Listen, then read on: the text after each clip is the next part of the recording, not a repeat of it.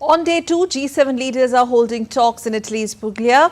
The leaders are discussing immigration, which is a crucial issue for Italian Prime Minister Giorgia Meloni, who is pushing Europe to help her government curb illegal immigration from Africa. The annual summit will also see a historic appearance by Pope Francis, who will discuss the challenges posed by the artificial intelligence. And as the G7 summit nears its conclusion on Friday, leaders of the group of 7 have agreed on multiple fronts, according to the expected draft statement. The G7 has vowed to take action against China's militarization and coercive activities in the South China Sea, along with unfair business practices. The draft also urges external actors to refrain from fueling the conflict in Sudan. The leaders are also added action towards mitigating climate change in the expected draft. The group has agreed to contribute 75% cut in the global methane emissions from fossil fuels by 2030 and also speed up transition away from fossil fuels. They also committed to upgrade national climate plans and said that countries should be added as contributors to the UN climate finance goals. India's Prime Minister Narendra Modi will be taking part in the G7 outreach summit in Italy's Apulia on Friday, which is underway as we speak. Prime Minister Modi was joined by UK Prime Minister Rishi Sunak, German Chancellor Olaf Scholz and Pope Francis, among other top leadership of G7 group. Prime Minister Modi was greeted by his Italian counterpart Giorgia Meloni as Prime Minister Modi arrived to attend the 50th G7 summit.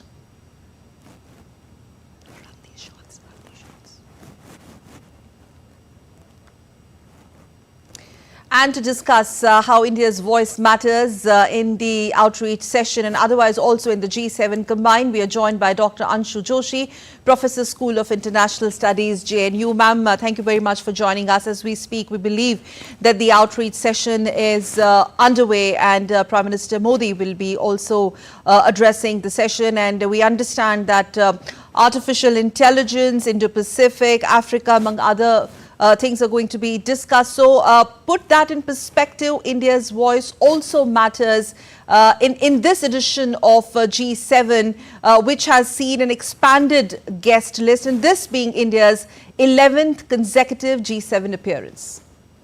Indeed, Sakal, India's voice matters not only at the stage of G7, but for that matter, at the by and large at the stage of global politics presently. And definitely, I'm really happy to see our Prime Minister participating in this annual summit of G7 in Italy. And as we can see the pictures, India enjoys its good and strengthened partnership with not only with Italy, but with the other member nations of G7, as in with France, or for that matter with Germany, with Japan, with the US, with the UK. Of course, we can see a tiff or some issues between India and Canada presently. But by and large, from the stage of G7, as the objective of G7 says, it is all about strengthening democratic values and finding out plausible solutions of various global issues ranging from climate change containment to maintaining global peace and security to like issues cropping up in Indo-Pacific to what is happening in Levant region between Israel and Hamas to the ongoing Russia-Ukraine war. So the list is long, ranging from food security to artificial intelligence. But definitely I do see a great place and window of opportunity for India to put forward its philosophy and view to find out solutions of all these problems. Do you think this is also serving as a timely opportunity to India to follow up on the major outcomes of the G20 summit held under India's presidency?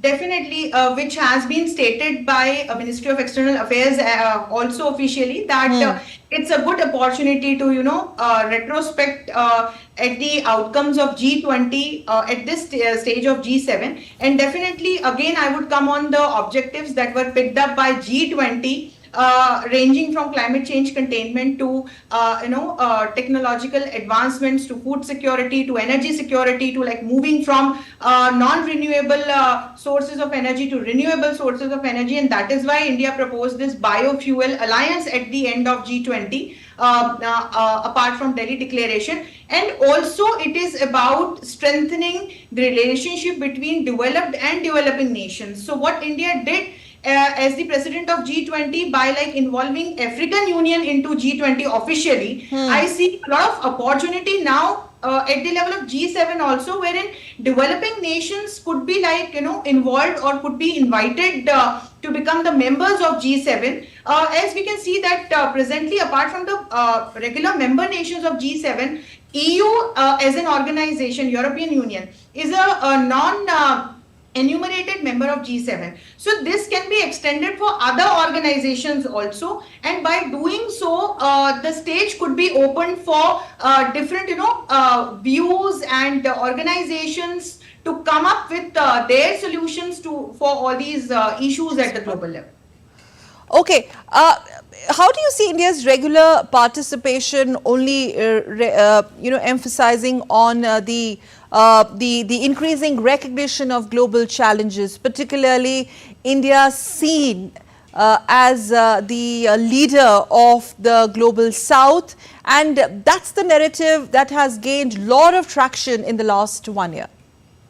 Definitely, as the president of G20, this is what India voiced for, and it became a vocal voice for developing global South nations. And India time and again reinstated its commitment for working as a bridge between developing nations of the North and these global South nations, so that cooperation can become a key for the future of global politics. Because at present, Sakal, we all see that how nations, just because of their small egos or because of past tussles, nations actually, conflict. We can see conflict with each other instead of cooperation, and this is what India is voicing for. As it talks about Vasudhaiva Kutumbakam, wherein it gives this message of considering entire earth as one family, and that was the statement for G20 as well. So from this stage of G7 also, I think Indian Prime Minister would definitely try to open the window of opportunities for global South nations as well, who have immense potential, from like having natural resources to skilled workforce, but they definitely need funding and the help of developed nations and also these intergovernmental organizations to grow further and to ensure their economic development. Professor Joshi, one last question. How much does now G7 combined need India in the current context of conflicts that you also spoke about to expand its engagement with the emerging economies? Because this summit, we have seen how the doors have been opened to the other parts of the world, for example, Arab, and you've got Africa group there, all of that. Sakal, at present, we are living in very interesting, times wherein we can see that how the world slowly is getting united despite having different conflicts in different nook and corners of the world. Yes, we should not forget that Russia-Ukraine war is still going on. We can also see that there is another theater of war in the Levant region wherein Israel and Hamas are fighting with each other, and different other nations have also joined this particular conflict. On the other hand, we also see what is happening in Indo-Pacific region and for that matter Indian Ocean region. But when we look at India, that is where entire world looks forward to India with great hope, because you see bilaterally with all these member nations of G7 and for that matter the member nations of G20 also, or you consider other intergovernmental organizations also, today India enjoys special relationship, strengthened partnership with all these nations, and India is bilaterally working with all these nations into the strategized areas. So I see that India can work as a bridge. Correct. All these intergovernmental organizations to take the objectives further. All right. Professor Joshi, I would request you to stay with us. Meanwhile, we are going to take a quick look at some other related developments in Italy G7 summit. Earlier, Indian Prime Minister Narendra Modi and French President Emmanuel Macron discussed cooperation in several sectors as they met on the sidelines of the G7 summit in Italy.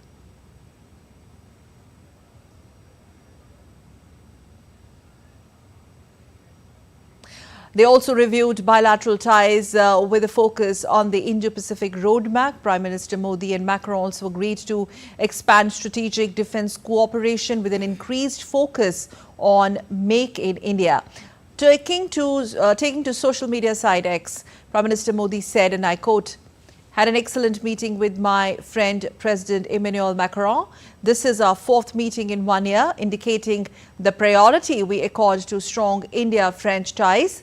Our talks covered numerous subjects such as defense, security, technology, artificial intelligence, blue economy and more. We also discussed how to encourage innovation and research among the youth. I conveyed my best wishes to him on the hosting of the Paris Olympics, which begins next month," unquote. Prime Minister Modi also met his British counterpart Rishi Sunak on the sidelines of G7. The duo discussed ways to enhance industrial cooperation in the defense sector. Taking to social media X, Prime Minister Modi said that during the meeting he reiterated his commitment to further strengthening the India-UK comprehensive strategic partnership in the third term of the NDA government. Prime Minister Modi also held talks with Ukrainian President Volodymyr Zelensky on the sidelines of the summit. Both leaders discussed ways to strengthen bilateral relations. They also exchanged views on the situation in Ukraine and the upcoming summit on peace being hosted by Switzerland. Taking to social media site X, Prime Minister Modi said, and I quote, "India is eager to further cement bilateral relations with Ukraine." Regarding the ongoing hostilities, reiterated that India believes in a human-centric approach and believes that the way to peace is through dialogue and diplomacy, unquote. Let's quickly go live across to DD India's Amritpal Singh joining us live from Italy, from the venue itself. Amrit, what is the latest that you are hearing? I believe the outreach session is underway and we're all waiting for Prime Minister's address. So what's going to be India's pitch? Well, India in the outreach session will essentially talk about the voice of the global south, as India has come to represent that. There's an undeclared leadership, and India has given, as Dr. Joshi was saying, excellent relations with the G7 bloc as a bloc, but also individually with the leaders of the G7 countries. India stands poised to act as an effective bridge between the global south and the developed world. Underscoring to the developed world that unless the needs, aspirations, concerns of the global south are factored into the agenda of the West, because the West punches above its weight in global affairs because of its economic might, because of its strategic heft, etc., political weight. India's growing stature gives it a certain leverage with the developed world to listen to what the global South's needs are and how they need to be factored into the global governance architecture, and which needs to be more broad-based and inclusive. I think that would be the thrust of the Prime Minister's intervention. Of course, he could touch upon other issues like cross-border terrorism, artificial intelligence, using technology to change lives of people, and could put out that how India has effectively used all this to bring about development and the fruits of development to the people of India, and effectively contributed to removing global poverty. Yes. Having said that, Amrit, also if you could just give us a sense on how India's voice or India's opinion really matters in such groupings. Of course, India is not part of G7, but this being India's 11th appearance and Prime Minister Modi's 5th. So in that sense, this is very significant, Amrit. That's right. Given India's political heft, given India's growing stature, given India's the way India is looked at and the way India is heard in the global arena, on the global stage, it does give India a certain leverage. And that is why you see the West so eager to engage with India. Given the opportunities, given the Indian market, that is also a part of it. We can't deny that, given India's geostrategic location, Yes. because it suits their interests as well to collaborate with India and partner with India. So it's a mix of a practicality and a mix of your reflection of your growing stature in geopolitics or world politics. That's why you see India being consecutively invited for the 11th time, and the Prime Minister Modi, because he's been in power for 10 years, so he being invited the 5th consecutive time as the Prime Minister of India. And also there would be a personality angle to it, because he does bring in a certain, he does infuse a certain charisma into and his personal relations with world leaders. Yes, and yes, if you are there, I mean, if you could just take us through what you're seeing, feeling, believing, that moment when Prime Minister Meloni, she greeted our Prime Minister Narendra Modi. It was a very warm namaste moment. And of course, Prime Minister's very brief meeting, of course, with Pope Francis, his bilateral with Zelensky, where again, India has pitched for dialogue as the only solution. That's right. The body language was warm with the world leaders that you mentioned. There was a certain amount of eagerness amongst the world leaders to engage with the Prime Minister, even at bilateral levels. You saw the bilateral meetings, and you saw the amount of bilateral meetings, the number of bilateral meetings that have taken so far. There are more scheduled. The German Chancellor is scheduled.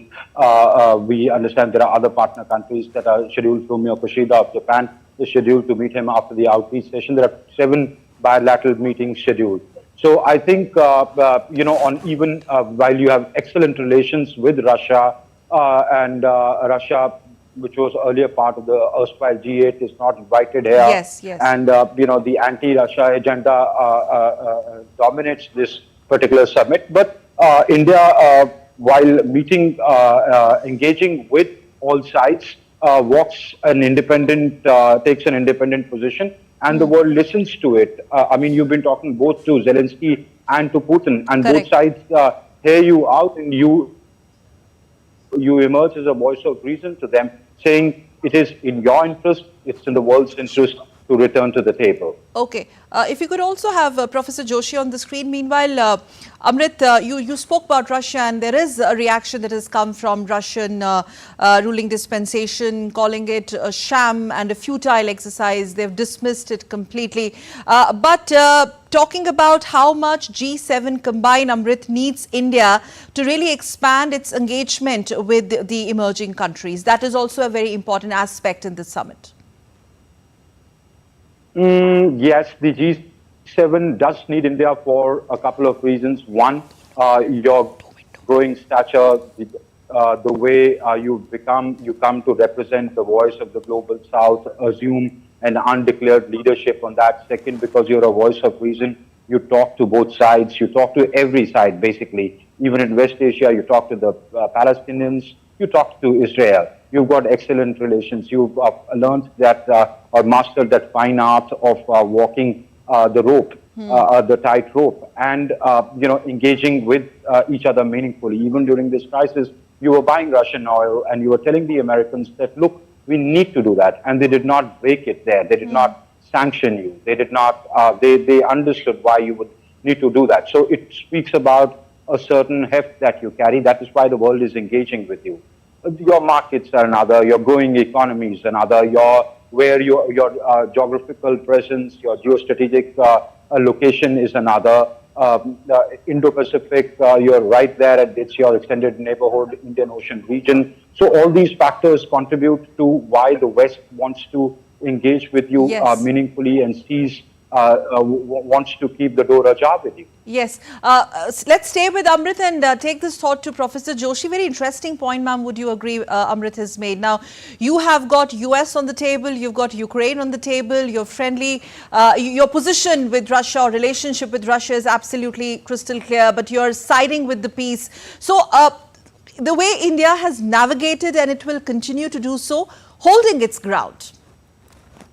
Definitely, Sakal, and though Amritpal has wonderfully explained why all these nations need India at the moment, I'll add one more point to it. And it's about our skilled, dynamic, peace-loving diaspora that adds to the economy of all these nations, be it the United States of America or the UK, or for that matter, Japan, or for that matter, rest of the European countries. And that is where they actually want to collaborate with India. And at the moment, we can see the visuals how our Prime Minister had sideline talks with Zelensky on one hand. Yes. United States of America is there. On the other hand, what Amritpal beautifully explained, that this is all about being all aligned. So on one hand, wherein we have opened a new chapter of our partnership with the United States of America, we have not forgotten our beautiful relationship of years with Russia.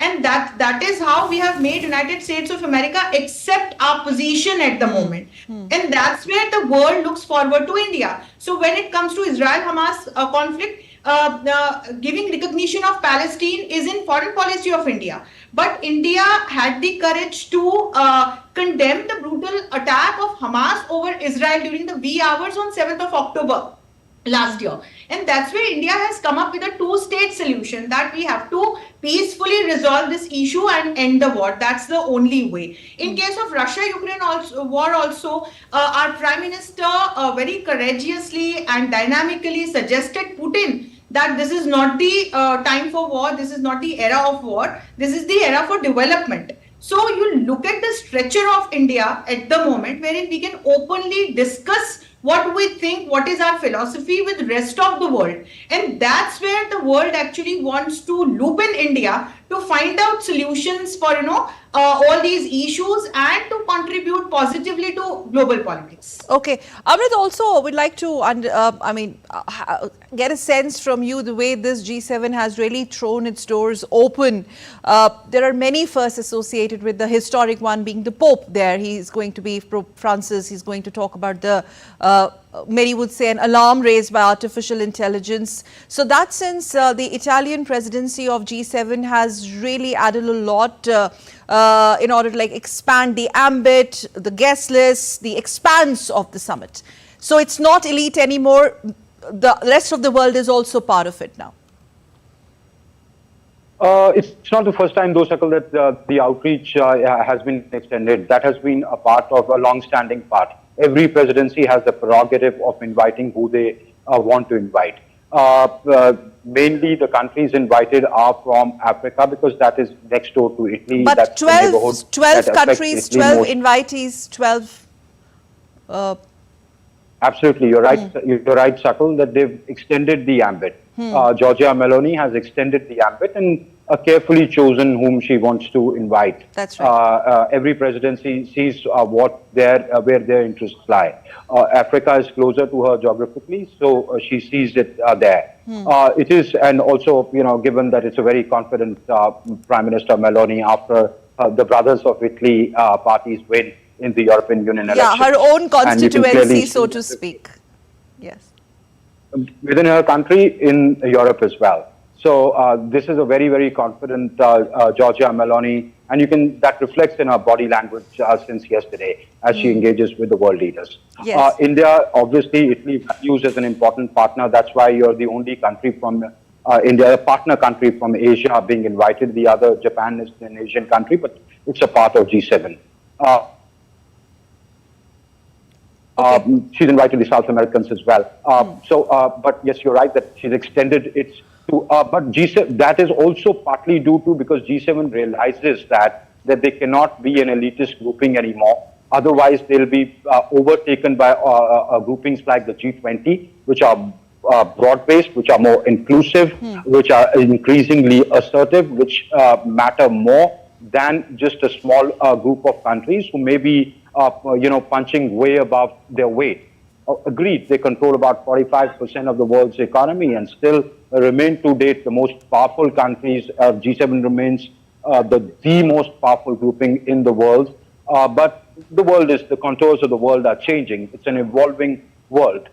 Countries which earlier did not matter much in the dynamic now are becoming increasingly assertive and asking for their rightful share under the sun. So that is why it reflects on G7 as well, that we cannot alone chart the course unless we take them along. Yes, Professor Joshi, would you like to add to that? Like, you have leaders from Brazil, Middle East, India, Africa, the President. There's clearly a sort of shift, or in a way nod to the shift, because there is an acceptance of the changing global balance of power, where India figures absolutely prominently under the leadership of Prime Minister Modi. That's what our External Affairs Minister also stated, last year, that this is not the time for all those colonial masters, like as in Europe. This is the time when countries from Asia and Latin America and Africa would definitely grow, and this is what we are observing, we are watching in front of us.